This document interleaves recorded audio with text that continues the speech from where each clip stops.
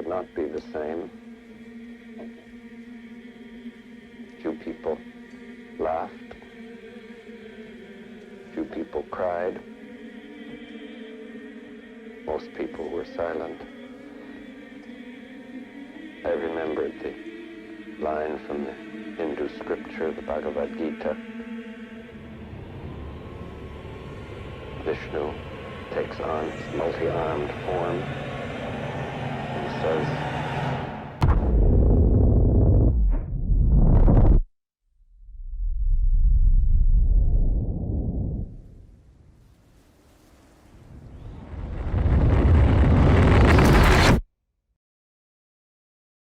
"Now I am become death, the destroyer of worlds."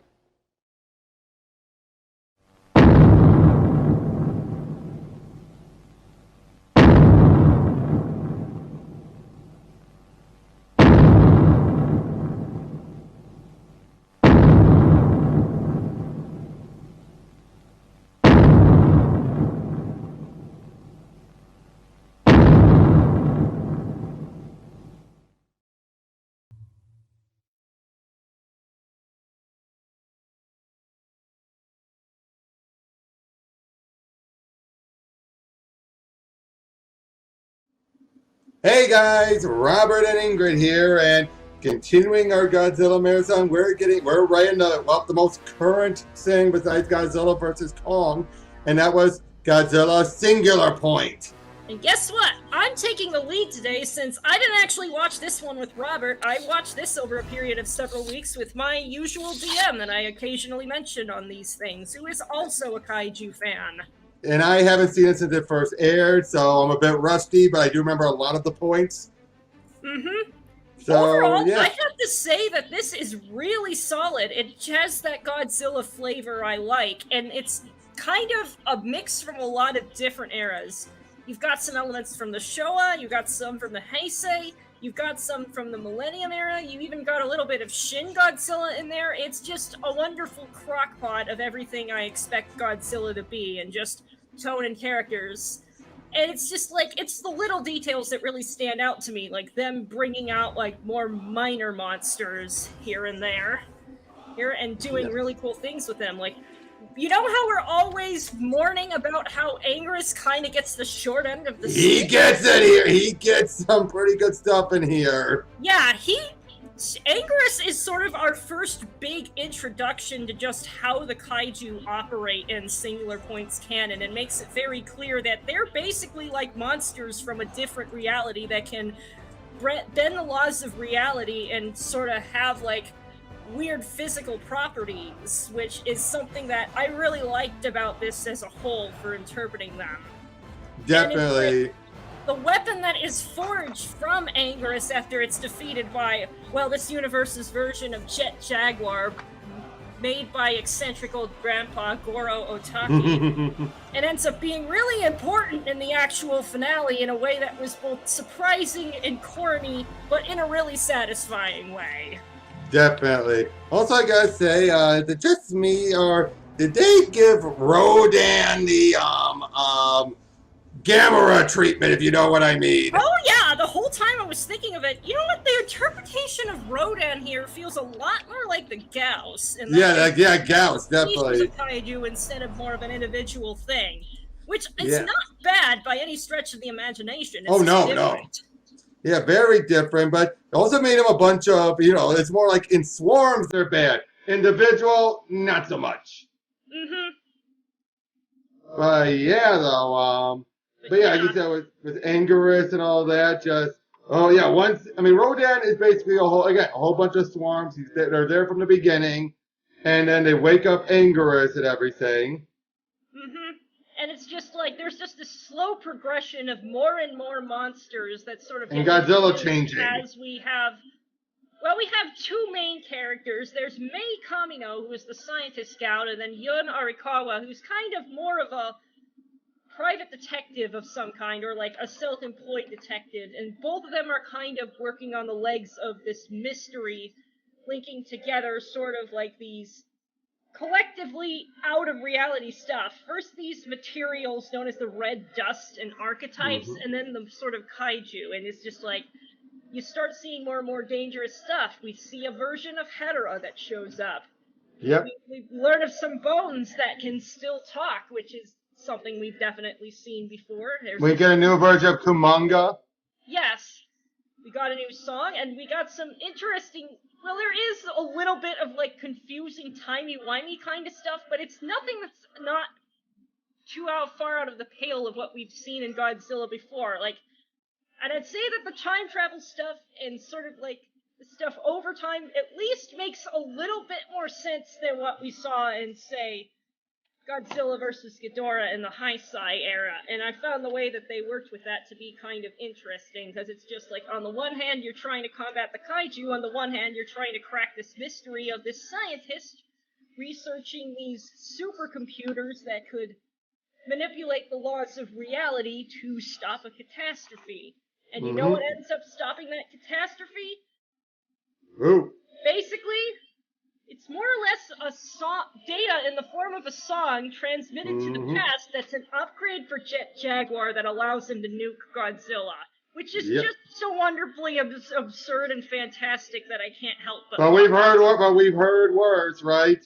Yeah, it's just like, in this case, it was just like, you know what? That's just the right kind of corny I like from Godzilla. I like this.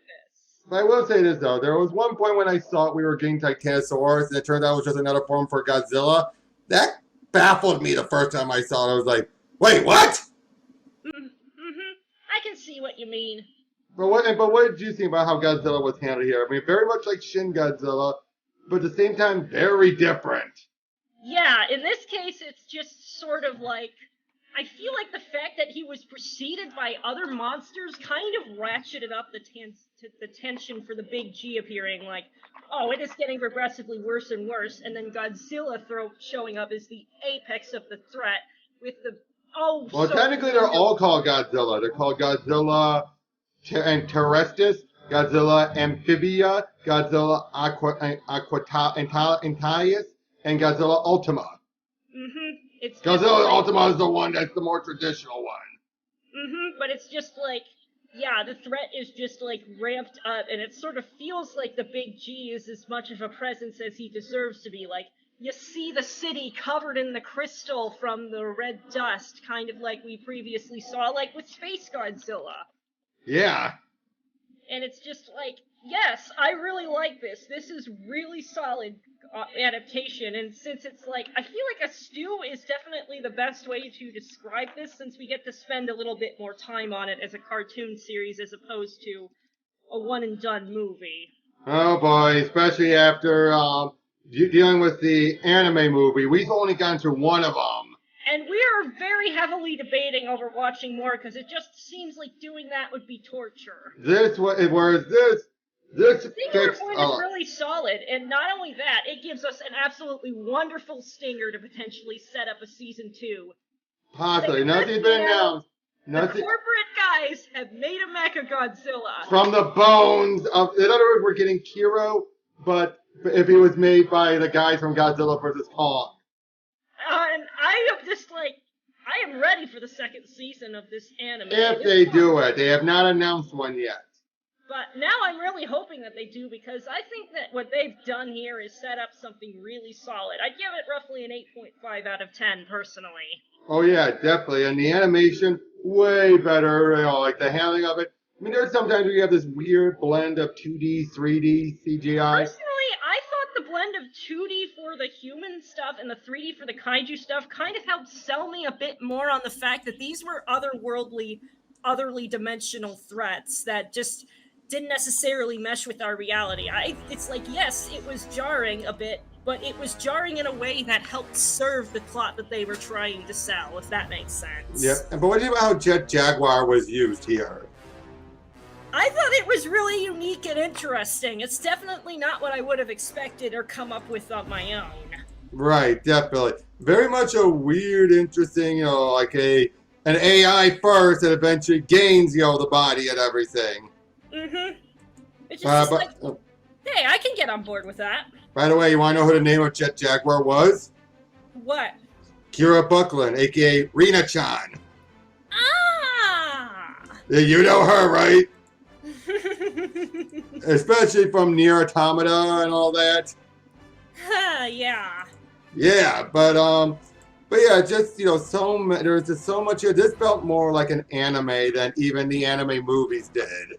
Yeah, it's like this felt like a proper Godzilla anime. Whereas the anime movies, just to give you a little tease about it, they just felt more like the edgelords took over.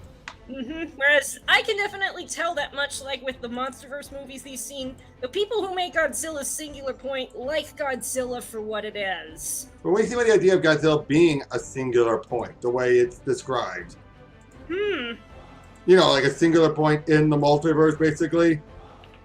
I mean, it sort of feels like it does weight to the gravity of the big G, even if it is a little bit weird and sci-fi.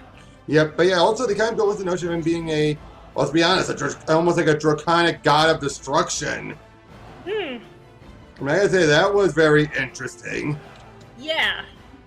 So, yeah, and I will have to agree with everything you just said. Hey, usually when one takes the lead, they do most of the talking. But yeah, I agree with everything. I mean, I just thought this was such a good series. Well done, well acted. So much of it was just so damn good. So yeah, I'd agree. I'd give it like around a 7.5 to an 8 out of 10. Not flawless. Yeah, it's not flawless. There are definitely some bits that can kind of drag at times, but on the whole, really good. Yep, and while it does have a clip, really take it to the next level if they do end up announcing a second season. If they do, if they don't, I'd say it ends perfectly fine. It's more of a, it could be more of a foreboding endpoint. Like where it's just like, nope, you're not seeing the last of this threat just yet. That's right. Didn't we see that plenty of times in the Millennium series where each time you think they win, and then you either have Godzilla roar, you see his heart still beating. Yeah, that's fair. So yeah, that was our thoughts on Godzilla Singular Point. So we'll catch you guys on the next one, if not our retrospective.